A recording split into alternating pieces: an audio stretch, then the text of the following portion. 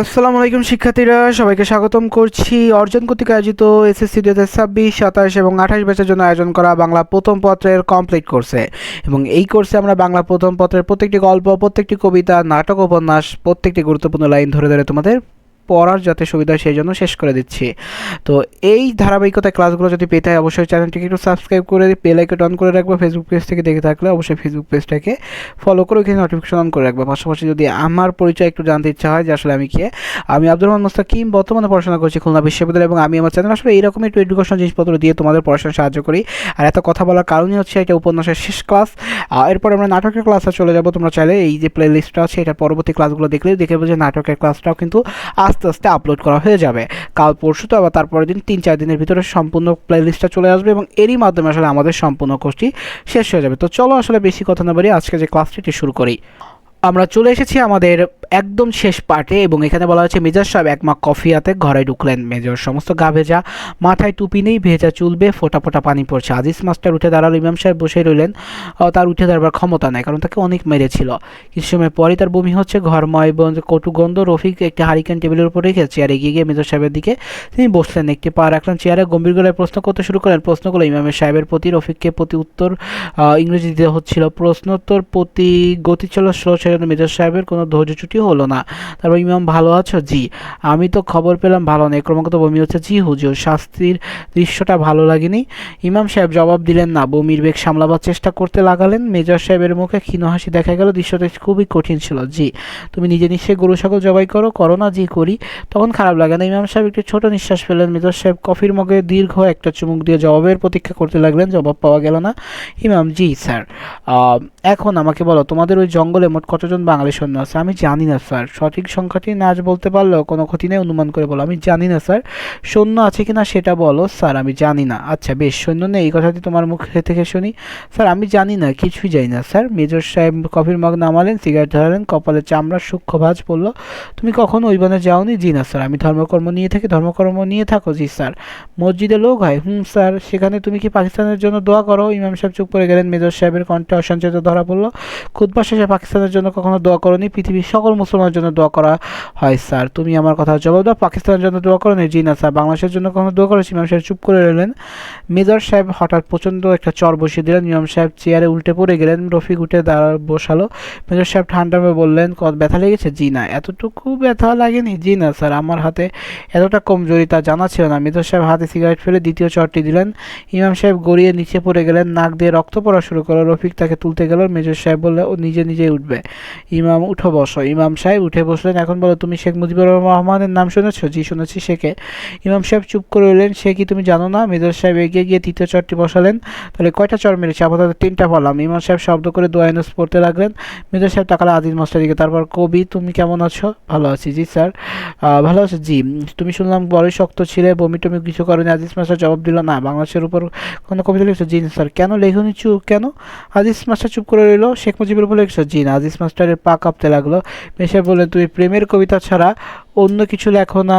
কিন্তু তুমি দেখি করুণ প্রেমিক মানুষ, সব কবিতা কি মালা ওই বালিকা নিয়ে আসলে তোমার লেখা বা জবাব দাও কিনা? কিংবা হ্যাঁ আসলে মানে তুমি যে মালা নামের এক বালিকাকে নিয়ে কী লেখা এবং জবাব দেয় এটাই কি? শোনো আজিজ, আমি কথা রাখি। আমি কথা দিয়েছিলাম ওই মেয়েটার সঙ্গে তোমার বিয়ের ব্যবস্থা করব, সেটা আমার মনে আছে। আমি ওই মেয়ের বাবাকে আনতে লোক পাঠিয়েছি। এখন তুমি আমাকে বলো ওই মানে কতজন শূন্য লুকিয়ে আছে? স্যার বিশ্বাস করেন আমি কিছুই জানি না। আমি তোমার কথা বিশ্বাস করলাম না। তুমি বোধহয় জানো না আমি কী পরিমাণ নিষ্ঠুর হতে পারি। তুমি জানো? জি স্যার জানি। না তুমি জানো না, তবে এখনই দেখতে পারো। রফিক তুমি ওর জামা কাপড় খুলে ওকে নেংটা করে ফেলো। আজিজ মাস্টার হতভম্বে তাকালো। লোকটি বলে কি? আজিজ মাস্টারের পা কাঁপতে লাগলো। মেয়ে বললেন, দেরি করবে না, আমার সময় বেশি নেই। রফিক: জি স্যার। এই মিথ্যাবাদী কুকুরটাকে ন্যাংটা করে সমস্ত গ্রামে ঘুরে ঘুরে দেখো। বুঝতে পেরেছো? পারছি। আর শোনো, একটা ইটের টুকরোর পুরুষাঙ্গে ঝুলিয়ে দিবে, এতে সমস্ত ব্যাপারটা একটা হিউমার আসবে। আজিজ মাস্টার ফাফা গলে বলে, আমি কিছুই জানি না স্যার। একটা কোরআন শরীফ দেন, কোরআন শরীফ ছুঁয়ে বলবো। তার কোনো প্রয়োজন নেই রফিক, যা করতে বলেছি করো। রফিক থেমে থেমে বলল, মানুষ এভাবে লজ্জা দেবার কোনো অর্থ হয় না। মেজর সাহেব চোখের দৃষ্টি তীক্ষ্ণ হতে লাগলো। তিনি তাকিয়ে রফিকের দিকে। রফিক বলল, আপনি যদি একে অপরাধী মনে করেন তাহলে মেরে ফেলেন, লজ্জা দেবার কি?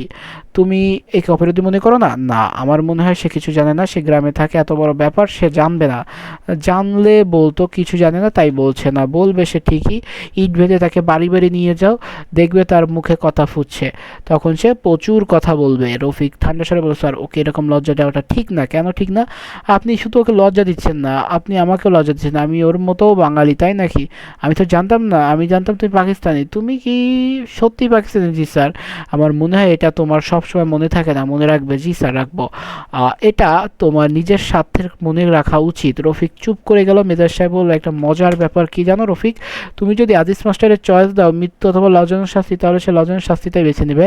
মহানন্দে পুরসঙ্গে ইট বেঁধে মানুষের বাড়ি ঘুরে বেড়াবে। জিজ্ঞেস করে দেখো। রফিক কিছু জিজ্ঞাসা করলো না। মেজাজ সাহেব কঠিন স্বরে বলল, আজিজ পরিষ্কার করতে দাও, মরতে চাও না? চাও না? দ্বিতীয়বার এই প্রশ্ন করবো না, 30 সেকেন্ডের ভিতর জবাব চাই। মরতে চাও কি না? মরতে চাই না। মেজাজ হাজির করলো, বেশ তাহলে কাপড় খুলো। তোমাকে 1 মিনিট সময় দেওয়া হলো। আজিজ মাস্টার কাপড় খুলতে শুরু করলো। রফিক, আপনার কথা বিশ্বাস হলো? হলো। আচ্ছা, আমার কথা কি বিশ্বাস হলো? হলো। বাঙালিদের মান অপমান কিছু নেই, একটা কুকুর আত্মসম্মান আছে, তা এদের তাও নেই। আমি যদি ওকে বলি ওই ইমামের পশ্চাদেশ চেটে আসো, তাও করবে। ওই মৃত্যুস্বরে বললো, মৃত্যুর মুখে মুখে দাঁড়ালে এর মানুষ এরকম করবে? তুমি করবে জানি না, করতেও পারি।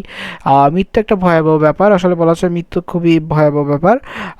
মৃত্যুর সামনে দাঁড়িয়ে কে কি করবে তা আগে থেকে বলা সম্ভব নয়। তাই বুঝি জি স্যার, আপনার মতো একজন সাহসী মানুষও দেখা যাবে কাপুরুষের মতো কাণ্ড কারখানা করছে। মেজর সাহেব ঘর ছেড়ে বেরিয়েলেন। তার মিনিটখানেক পর জয়নাল মিয়া সেই ঘরে ঢুকিয়ে দিল। আজিজ মাস্টার দু হাতে লজ্জা থাকতে চেষ্টা। ইমাম সাহেব বেশ স্বাভাবিক গলায় বললেন, জয়নাল মিয়া ভালো আছেন? জয়নাল কিছু একটা বলতে চেষ্টা করতে বলতে পারলো না। আজিজ মাস্টার এর মতো একজন বয়স্ক মানুষ সম্পূর্ণ নগদ দাঁড়িয়ে আছে, কখনো বিশেষ করে ইমাম সাহেব বড় খারাপ। জয়নাল সাহেব আল্লাহর খোদার নাম নেন। জয়নাল মিয়া আবারও কিছু বলতে চেষ্টা করলো, বলতে পারলো না, কথা আটকে গেল। রফিক শান্ত হলো, জয়নাল সাহেব আপনি বসেন, স্যার যা জিজ্ঞেস করবেন সত্যি জবাব দিন, বুঝতে পারছেন? জয়নাল মাটিতে বসে বলে। ইমাম সাহেব বলেন, চেয়ারে বসেন, মাটিতে প্রস্রাব নাপাক জায়গা। মেঘ নেই, আকাশে তারা ফুটতে শুরু করেছে। রাত প্রায় 8টা কিছু, কিন্তু মনে এখনো নিশুতি। হাওয়া থেমে গেছে, গাছের পাতাও নড়ছে না। সফদুরুল্লাহ একটা দা হাতে মাঠে নেমে পড়লো। সে দুজনকে খুঁজছে। একজন তাল গাছের মতো লম্বা, গোফ আছে, অন্যজন হচ্ছে বাঙালি, মুখে বসন্তের দাগ। সফদুরুল্লাহ কোনো রকম শব্দ না করছে, গুড়গুড়ানো, তাতে তার কোনো অসুবিধা হচ্ছে না। সে যেভাবে হাঁটছে তাতে তার মনে হচ্ছে অন্ধকার দেখতে পাচ্ছে। কোনো কোনো মানুষ ইন্দ্রিয় অস্বাভাবিক তীক্ষ্ণ হয়ে ওঠে। সে প্রথমে গেল বিলের দিকে, কেউ নেই সেখানে। বেশ কিছু কাটা দাম আটকে আছে চারিদিকে। সফদুরুল্লাহ দীর্ঘ সময় বিলের পাড়ে দা নিয়ে বসে রইল। বাতাস নেই, তবুও বিলের পানিতে ছলা শব্দ। আবার হয়তো আসবে। পানিতে দাঁড় করিয়ে আরও মানুষ মারবে। সফদুরুল্লাহ মনে মনে কেউ একজন এদিকে আসে। সে সক্ষম শেষে বলে, কেটে আমি নিজাম, আপনি কি করেন? কিছু করি না। অন্ধকারে বয়ে আছেন কেন? সফদুরুল্লাহ ফুফিয়ে উঠলো। নিজাম বলল, সব মিটারে জমা হইতেছে জঙ্গলা মাঠে, দেখবেন। সফদুরুল্লাহ উঠলো, হাতে দাও কেন? আছে কাম আছে, দাওয়ের কাম আছে। কৈবতপাড়া খালি হয়ে যাচ্ছে, এরা সব সরে যাচ্ছে নিঃশব্দে। এদের অভ্যাস আছে অতি দ্রুত সবকিছু গুছিয়ে পড়ে পায়, অন্ধকারে কাজ করবে। ওদের শিশুরা চোখ বড় বড় করে দেখে, হইচই করে না, কিছুই করে না। মেয়েরা জিনিসপত্র নৌকায় তুলতে থাকে, কোনো জিনিসই বাদ পড়ে না। হাঁস মুরগি ছাগল সবই উঠানো হয়। এরা কাজ করে নিঃশব্দে। প্রবীণরা হুকো হাতে বেশ অনেকটা দূরে বসে থাকে। তাদের ভাবভঙ্গি দেখে মনে হয় কি হচ্ছে না হচ্ছে কিছুই জানে না। ঝিমুতে থাকে, ঝিমুতে চারদিকে লক্ষ্য করে। বুড়ো বয়স এদের দৃষ্টি তীক্ষ্ণ। মিরালি খুন করে কাঁদে, ভাতের জন্য কাঁদে। বদিউজ্জামান বাড়ি ফেরেনি, সে না ফেরা পর্যন্ত অনুভব ভাত চড়াবে না। ঘরের চাল সবই আছে। চারটা চাল ফুটাতো এমন ঝামেলা কি মিরালি বুঝতে পারে না? অনেক রকম ঝামেলা আছে ঠিকই, মাথার উপর টিনের ছাদ নেই, গ্রামে মিলিটারি মানুষ মারছে, তাই বলে মানুষের ক্ষুধা তৃষ্ণা চলে যায়নি। পরিবহনের বিরক্ত করছে না, ঘুমাচ্ছে, অসুবিধা তো কিছুই নেই। মিরালি মৃদুস্বরে বলল, বউ চারটা ভাত রাইন্দা ফেলা। অনুফা তীব্রস্বরে বলল, আপনি মানুষ না আর কিছু? মিরালি অবাকে বললেন, আমি কি করলাম? 15-20 জন সেপাই বসে আছে স্কুলের বারান্দায়, এরাও ক্ষুধার্ত। সমস্ত দিন কোনো খাওয়া দাওয়া হয়নি। ওদের জন্য রান্নাবান্না হবার কথা মধুবনে। ঝড়ের জন্য নিশ্চয়ই কোনো ঝামেলা হয়েছে। রান্না করা খাবার এসে পৌঁছায়নি, কখন এসে পৌঁছাবে কে জানে। এরা সবাই দেয়ালে ঠেস দিয়ে শ্রান্ত ভেঙে বসে আছে, কারণ স্পষ্টতই ঘুমাচ্ছে। কিছু বাঙালি রাজাকার ওদের সঙ্গে গল্প জমাবার চেষ্টা করেছে। গল্প জমছে না, ওরা হাল ছাড়ছে না, ওস্তাদজি ওস্তাদজি বলে যাচ্ছে। দ্যাটস মিন হচ্ছে এখানে হচ্ছে গল্পের কানেকশনটা খুবই একটা মানে মজার একটা কথা বলতেছি, স্টোরি টেলিংটা হচ্ছে এমন একটা গল্প বলতেছি আমি আরেকটার সাথে কানেক্ট করে দিচ্ছি, সেটা বলতেছি আমি আরেকটার সাথে কানেক্ট করে দিচ্ছি, এবং এটার মাধ্যমে হচ্ছে কিউরিওসিটিটা বিল্ড আপ হয় যে আসলে কী হচ্ছে কী হয়েছিল, এই জিনিসটা খুব কাজ করে। বদিউজ্জামান মনে হলো জ্বর এসেছে, সে নিশ্চিত হতে পারছে না, এই যে আবার বদির কাহিনীতে চলে গেছে।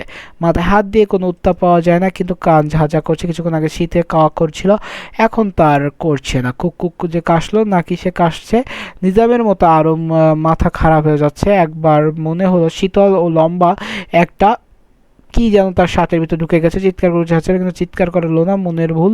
শার্টের ভিতর কিছু নেই। বদিউজ্জামানের মনে হলো সে অনেকের কথাবার্তা শুনতে পাচ্ছে, কথাবার্তা বলতে গেলে কারা যেন এগিয়ে যাচ্ছে, এটাও মনের ভুল। বদিউজ্জামান উৎকণ্ঠ হয়ে অপেক্ষা করতে লাগলো। সে ঠিক করে লাগলো মিলিটারিরা তাকে মেরে ফেলে। সে বলল ভাইরা কেমন আছেন। বড় মজার ব্যাপার হচ্ছে বদিউজ্জামান নিজের মনে খুক খুক করে হাসতে লাগলো, বা চারটি সবুজ চোখ তাকিয়ে তাকে শিয়াল দিকে হচ্ছে তার শিয়াল তাকিয়ে নিল, দিকে শিয়ালটা তাকে দেখে গিয়েছিল, নিশ্চয়ই তার স্ত্রী দেখে নিয়ে এসেছে। ভাবতে বেশ লাগে বদিউজ্জামানের। সে আবার হাসতে শুরু করলো, এইভাবে আসলে হাসা, অর্থাৎ কি বদিউজ্জামানের ভিতরে এখন এমন একটা সত্তা তৈরি হয়েছে, সে আসলে নিজের জীবনকে বিপন্ন করতেও চায় না। এটাও হচ্ছে বাঙালিদের একটা পরিচয়, যে বাঙালিদের তখন এইভাবে আসলে জীবনটা নেওয়া হচ্ছিল একটা পর্যায়ে, কিন্তু তারাও বলছিল যে ঠিক আছে দেশের জন্য সব দিয়ে দেবো, কিন্তু দেশকে রক্ষা করব, সব যেহেতু দিয়ে দিচ্ছি দেশ দেব না। আর এখন যেরকম আমরা শুনি না যে জান দিব তো জুলাই দিব না, অর্থাৎ জুলাই মূলত একটা বিপ্লব, তো বিপ্লবকে যদি আমরা ছেড়িয়ে দিই পরবর্তীতে কেউ তো আর বিপ্লব করতে আসবে না। এই জন্য আসলে এই উক্তিটি যে জান দিব কিন্তু জুলাই দিব না। রফিক বাইরে এসে দেখলাম মেজাজ সাহেব স্কুল ঘরের শেষ প্রান্তের বারান্দায় একাকি দাঁড়িয়ে আছেন। রফিককে দেখে কিছু বলে না, রফিক বারান্দায় নেমে গেল, অপেক্ষা খানিকক্ষণ, তারপর হাঁটতে শুরু করলো গেটের দিকে। মেজাজ সাহেব ভারী গলায় বললেন রফিক। রফিক ফিরে এলো। কোথায় যাচ্ছিলে। তেমন কোথাও না, তোমাকে একটা কথা বলার প্রয়োজন মনে হচ্ছে, বলুন। তুমি কি জানো আমি তোমাকে বিশ্বাস করি না। জানি। কখনো থেকে অবিশ্বাস জানো, শুরু থেকে কোনো বাঙালি আপনি বিশ্বাস করেন না, তা ঠিক। যারা বিশ্বাস করেছে সবাই মারা পড়েছে। আমার বন্ধু মেজর বখতিয়ার বিশ্বাস করেছিল, ওরা তাকে ধরে নিয়ে গিয়েছে। তাহলে কাকে মেরেছে? মেজর বখতিয়ারকে। মেজর বখতিয়ার বিশ্বাস করেছিল, কি করেনি সেটা আপনি জানেন না, অনুমান করছেন। হ্যাঁ তাও ঠিক, আমি চাই না। মেজর সাহেব হঠাৎ প্রসঙ্গ পাল্টে জিজ্ঞেস করল, তুমি কি ওই মাস্টারের বিশের সঙ্গে জুড়ে দিয়েছ? না। কেন? প্রমাণ সাইজের ইট পাও নাই? রফিক কথা বললেন না। মেজর সাহেব চাপা সাহেব বাঙালি ভাইদের প্রতি দরদ উঠেছে। আমার মধ্যে দরদ টরদ কিছু নাই মেজর সাহেব। ইট ঝোলানোটা আমার কাছে অপ্রয়োজনীয় মনে হয়েছে। মোটেও অপ্রয়োজন নয়। ইট বাঁধা অবস্থায় ওকে ওর প্রেমির কাছে নিয়ে যাব এবং ওকে বলবো সে প্রেমিকার কবিতা আবৃত্তি করতে। কেন? রফিক জি স্যার। তুমি আমাকে প্রশ্ন করার দুঃসাহস কোথায় পেলে? আপনি একজন সাহসী মানুষ। সাহসী মানুষের সঙ্গে থেকে আমিও সাহসী হতেছি। I see. এবং স্যার আপনি একবার আমাকে বলেছিলেন আমার মনে কোনো প্রশ্ন থাকলে তা যেন বলতে বলেছিলাম। জি স্যার। সেই প্রিভিলেজ এখন আমার তোমাকে দিতে চাই না, এখন তুমি প্রশ্ন করবে না। ঠিক আছে স্যার। রফিক জি স্যার। আজ তোমাকে অস্বাভাবিক মতো উৎফুল্ল লাগছে, আপনি ভুল বুক করছেন। স্যার আমাকে উৎফুল্ল দেখানোর কোনো কারণ নেই, এমন কিছুই ঘটেনি আমি উৎফুল্ল হব। তুমি বলতে চাও যে বিমর্ষ হবার মতো অনেক কিছু ঘটেছে? আমি তাও বলতে চাই না। মেজর সাহেব পশতু ভাষায় কী যেন বললেন। আমি কবিতা টবিতা হবে হয়তো। রফিক তাকিয়ে রইল। মেজর সাহেব বলল, রফিক তুমি পশতু জানো? জি না স্যার। না চাইলেও শোনো, এর মানে হচ্ছে বেশি রকম বুদ্ধিমানের মাঝে বড় রকম বোকামি করতে হয়, অর্থাৎ বেশি যারা বুদ্ধিমান তাদের একটু বোকামি করতে হয়। রফিক কিছুই বলল না। মেজর সাহেব বললেন, চলো জয়নাল লোকটির কাছে কিছু জানতে চেষ্টা করি। তোমার কি মনে হয় কিছু বলবে? না স্যার বলবে না। কি করে বুঝলে? এরা আসলে কিছু জানে না, কাজের কিছুই প্রশ্ন ওঠে না। চলো যাক। তোমার নাম জয়নাল? জি। এই নেংটা মানুষটাকে চেনো? জি স্যার। ও তোমার মেয়েকে বিয়ে করতে চায়? আমি হতভাবে তাকালো, তার পা কাঁপতে লাগলো। এসব কি শুনছি? ইমাম সাহেব অস্ফুট একটি ধ্বনি বললেন। মেজর সাহেব বললেন, কিছু একটা বলবে ইমাম? জি না স্যার। জয়নাল তুমি কিছু বলবে? জি না। আমি ঠিক করছি মাস্টারকে অবস্থায় তোমার মেয়ের কাছে নিব। জয়নাল তোমার মেয়েটি কি বাড়িতে আছে? জয়নাল মেয়ে মাটির। মেজর সাহেব হাসি হাসি মুখে তাকিয়ে রইলেন, যেন কিছু শোনার অপেক্ষা করছেন। ঘরে একটি শব্দ হলো না। জয়নাল জি তোমার মেয়েটি বাড়িতে আসছে আশা করি। জয়নাল মেয়ে হাওয়া করে ধরতে। মেজর সাহেব প্রচণ্ড ধমক দিয়ে, কান্না বন্ধ করো, কান্না আমার সহ্য হয় না, চলো যাই, দেরি হয়ে যাচ্ছে, চলো চলো। আজিজ মাস্টার তখন কথা বলো স্পষ্ট বলে, মেজর সাহেব আমি মরবার জন্য প্রস্তুত আছি, আমাকে লজ্জার হাত থেকে বাঁচান। মেজর সাহেব মনে হলো বেশ অবাক হলো, কৌতূহলী গলায় বলেন, মরতে রাজি আছো? হ্যাঁ। ভয় লাগছে। তবু মরছে। আজিজ মাস্টার জবাব না দিয়ে নিচু হয়ে পাজামা তুলে পড়তে শুরু করলো। মেজর সাহেব তীক্ষ্ণ দৃষ্টি লক্ষ্য করতে লাগলেন, কিছুই বললেন না। আজিজ মাস্টার তার প্রায় 10 মিনিটের মধ্যে রাজাকারে নিয়ে গেল বিলের দিকে। আজিজ মাস্টার বেশ এবং স্বাভাবিকভাবেই থেকে গেল। যাবার আগে ইমাম সাহেবের দিকে তাকিয়ে বলল, আসসালামু আলাইকুম। ইমাম সাহেব জয়নাল মিয়া কিছুই বলল না। আজিজ মাস্টার চলে যাবার পর দীর্ঘ সময় কেউ কোনো কথা বলল না। মেজর সাহেব গম্ভীর মুখে সিগারেট টানতে লাগলেন। জয়নাল মিয়া কাঁপতে লাগলো থরথর। কিছু সময় স্কুল ঘরের পিছনে কয়েকটি গুলির শব্দ। ইমাম সাহেব ক্রমাগত ড্রয়ানিস পড়তে লাগলেন। মেজর সাহেব বললেন, জয়নাল তুমি আমার প্রশ্নের ঠিক ঠিক জবাব দাও। দাও, আমাকে রাগিও না। মোট কতজন সৈন্য লুকিয়ে আছে জংলা মাঠে? মনে রাখবে আমি একই প্রশ্ন দুইবার করবো না। বলো কয়জন? প্রায় 100। ইমাম সাহেব চোখ বড় বড় করে তাকালেন। রফিক অন্যদিকে তাকিয়ে রইল। মেজর সাহেব সিগারেট ধরেন। সিগারেট হাতে দিয়ে হাত কাঁপতে লাগলো। এরা কবে এসেছে এই বনে? পরশু। এই বনে খাবার পাঠিয়েছে 3 বার। আদিস মাস্টার, ইমাম সাহেব এ খবর জানে? জি না। এরা বিদেশি মানুষ, এরা কেউ বলে নাই। ওই সৈন্যরা এখান থেকে কোথায় যাবে? জি না। কেউ জানে? জি না। ওদের মধ্যে অফিসার আছে? আমি জানি না। ওদের সঙ্গে গোলা বারুদ কি পরিমাণ? জানি না স্যার। ওদের মধ্যে আহত কেউ আছে? কয়জন আছে? 6-7 জন। ওরা বনে আছে? জি না। ওরা কোথায়? কৈবত পাড়ায়, জেলে পাড়ায়। বনে খাবার নিয়ে কারা যেত? কৈবতরা। মেজর সাহেব থামালেন। জয়নাল মিয়া মাটিতে বসে হাঁপানো লাগলো। রফিক এখনো জানালার দিকে তাকিয়ে আছে। মেজর সাহেব বললেন, ঠিক আছে তুমি যাও। জি না। জি স্যার। তুমি যাও, তোমাকে যেতে বললাম। জয়নাল মিয়া নড়ল না, উবু হয়ে বসে রইল। মেজর সাহেব বললেন, নাকি যেতে চাও না? যেতে চাই। তাহলে যাও, দৌড়াও। আমার মতো বদলে ফেলবার আগেই দৌড়াও। মত পরিবর্তন করার আগেই। জয়নাল মিয়া উঠে দাঁড়ালো, নিচু করে বলল, স্যার সালাম আলাইকুম। মেজর সাহেব, ইমাম তুমি যাও। ইমাম সাহেব নিজের কানকে বিশ্বাস করতে পারছেন। যাও যাও, চলে যাও, কুইক। ওরা ঘর থেকে বের হলো, স্কুল গেট পার হওয়ার ছুটতে শুরু করলো। মেজর সাহেব জানালা দিয়ে অন্ধকারের দিকে তাকিয়ে রইলেন। তার খুব গম্ভীর। রফিক, জি স্যার। জয়নাল কি সত্যি কথা বললাম? মনে হয় না স্যার, প্রাণ বাঁচানোর জন্য অনেক সময় এই জাতীয় কথা বলে, কিন্তু আমি জানো সত্যি কথাই বলেছে। রফিক চুপ করে রইল। এখন না আমার মনে হচ্ছে তুমিও তা জানো। রফিক তাকালো জানালার দিকে। বাইরে ঘন অন্ধকার। আমার মনে হয় তুমি আরো অনেক কিছু জানো, আমি তেমন কিছু জানি না। শুধু বলো, তোমার সৈন্য এখনো বনে লুকিয়ে আছে? আমি কি করে জানবো? তুমি অনেক কিছু জানো। আমি কৈবত পাড়া তল্লাশি করতে চেয়েছিলাম, তুমি প্রয়োজন নেই। আমি আহ, ভুল হয়েছিল। সবাই ভুল করে। ঝড়ের মতো একটা পাগল ছুটে গেল, বনের ভিতরে যায়নি। হ্যাঁ, ওকে বনের ভিতর যেতে তুমি উল্লসিত উঠলে। রফিক একটি নিঃশ্বাস ফেললো। বলো, উল্লসিত হওনি? ভুল দেখছেন স্যার। আমার ধারণা ওই পাগলটি বনে খবর গিয়েছে, সবাই পালিয়েছে ঝড়ের সময়। মেজর সাহেব উঠে দাঁড়ালেন, কঠিন কণ্ঠে বলেন, চলো আমার সঙ্গে। কোথায়? বুঝতে পারছো না কোথায়? তুমি তো বুদ্ধিমান, তোমার বোঝা পারছো। বলতে পারছো? পারছি। ভয় লাগছে না? ওরা কি ঝড়ের সময় পালিয়েছে? হ্যাঁ, এতক্ষণ অনেক দূর চলে গিয়েছে। তাড়াতাড়ি মধুবনের দিকে গেলে হয়তো এখন ওদের ধাওয়া যাবে। তুমি আবার আমাকে কনফিউজ করার চেষ্টা করছো। এরা হয়তো বনেই আছে। রফিক মৃদু হাসলো। বলো, ওরা কি বনে আছে? হয়তো আছে, গভীর রাতে বের হয়ে আসবে। ঠিক করে বলো। আপনি এখন আমাকে কোনো কথায় বিশ্বাস করবেন না। আমার কাজে কেন শুধু তো প্রশ্ন করছেন? কৈবত পাড়ায় দাউ দাউ করে আগুন জ্বলছে। চিত্রাবুড়ি অবাক হয়ে আগুন দেখছে। রাজাকাররা ছোটাছুটি করছে। ছোটাছুটি দেখে মনে হচ্ছে উৎসাহ বোধ করছে। আগুন জ্বালানোর পর তারপর খড়খাটানি করতে হচ্ছে। ভেজা ঘরবাড়ি আগুন সহজে ধরতে চায় না। মিরারি বারান্দায় দাঁড়িয়ে আগুন আগুন করে চিৎকার করছে। সে চোখে দেখতে পায় না, কিন্তু আগুন দেখতে পাচ্ছে। মানুষ কতজন সব বেরিয়ে আছে ঘর থেকে। মেজর এজাজ আহমেদ পাড়ে দাঁড়িয়ে আছেন। তার পাশে ডান দিকে চাইনিজ রাইফেল হাতে 2 জন জোয়া এসেছিল। রফিক নেমেছে। বিলের পানি অসম্ভব ঠান্ডা। রফিক পানি কেটে এগোচ্ছে। কি যেন ঠেকলো হাতে। মনার ছোট ভাই বীরু উপ হয়ে বাঁচছে, যেন ভয় পেয়ে কাছে এগিয়ে আসতে চায়। রফিক চরণ স্নেহে বীরুর গায়ে হাত দিয়ে দেখলো ভয় নাই, ভয়ের কিছু নাই। পাড়ে বসে থাকা মেজর সাহেব বললেন, কার সঙ্গে কথা বলছো? নিজের সঙ্গে। মেজর সাহেব, কি বলছে? নিজেকে সাহস দিচ্ছে আমি। মানুষটা ভীরু। রফিক, বলুন, ওরা কি বন ছেড়ে চলে গেছে? সত্যি করে বলো। রফিক বেশ শব্দ করে হেসে উঠল। আচমকা হাসির শব্দে মেজর সাহেব চমকে উঠলেন। কৈবত পাড়ে আগুন ছড়িয়ে পড়েছে।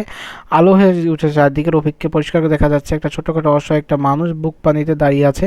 মেজর সাহেব বলে, রফিক তুমি কি বেঁচে থাকতে চাও? রফিক শান্ত স্বরে বলো, চাই মেজর সাহেব।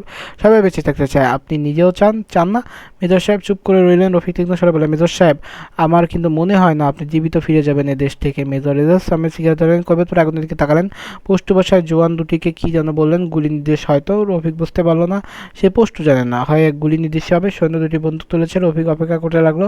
বুক পর্যন্ত পানিতে গা ডুবিয়ে লালচে আগুনের আছে সে। রফিক দাঁড়িয়ে আছে। মেজর এজাজ আহমেদ তাকে চিনতে পারলেন না। এ অন্য রফিক। মেজর এজাজের কপালে বিন্দু বিন্দু ঘাম জমতে লাগলো। অর্থাৎ এই দ্বারা আসলে আমরা বুঝতে পেলাম যে মানুষের ভিতর কিভাবে তার পরিবর্তন হয়, এবং রফিক যে আসলে প্রথমে রাজাকার ছিল, এই রফিক কিন্তু পরবর্তীতে পরিবর্তন হয়েছে। এবং পাশাপাশি দেখতে হচ্ছে কৈবত পাড়ায় আগুন কিন্তু আসলে মানুষের যে চারিত্রিক একটা বিদ্রোহ দেখাচ্ছে, যে আসলে মানুষের জীবনে কিন্তু খুবই একটা পরিবর্তন হচ্ছে। এছাড়া আবার ওই যে কীভাবে মানুষ সাহায্য করেছে, মানুষ জানে, মানুষ আবার অনেকে আছে যে মারা গিয়েছে, আত্মত্যাগ করছে, যে মাস্টারের মতো, যারা জানতো যে আত্মসম্মান চলে যাবে, তাও দেশ দিচ্ছে না। এইগুলোই আসলে মূলত। এই ছিল হচ্ছে আমার উপন্যাস সম্পূর্ণ পার্ট 1 2 3 4 সকল কিছু দেওয়া আছে। তো এগুলো কেমন লেগেছে অবশ্যই জানাবা, এবং ধারাবাহিকভাবে এরপরে নাটকের ক্লাস দেওয়া হবে, এবং এরপরে এই কোর্সটা শেষ।